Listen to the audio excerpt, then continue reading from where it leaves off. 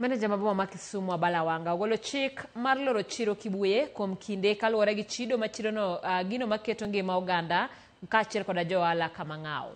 Abala wacho ni giloro en mar onge choche mabeyo, dinruok mag odundu mag minyaga kod bedo ni johala uso nyaka kuonde moketi mondo ji owuothe.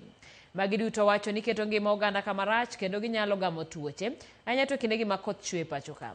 Gisani olore mondo tim ler e chirono moting'o choko taka, gundho choche kod goyo kogno jous chiemo maneno giloso chiembgi e lwasi moluwore gi pen chike matayo ngima mag oganda.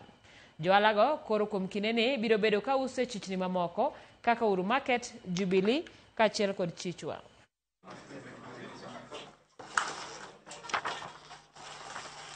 Jo Department of Public Health ma city gi county government wacho ni nitie cholera. To ka cholera nitie to waseng'iyo chiche te wayudo ka standard magi ok richo except ma Kibuye.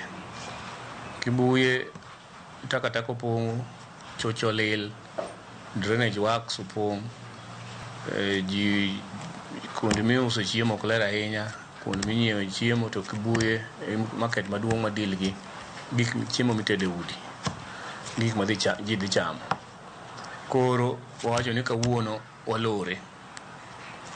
walore mondo kiny gokinyi wadwa chako ywe Kibuye, wadwa golo takataka te, wadwa golo gik ma ji ogere kor drainage go, wadwa go yath kanyo kuom ndalo machuok mwakete maler bas kore kwa chak wayawe kendo. Koro wadwa lando ni chieng' chiro ma Kibuye ma Jumapil idhi tim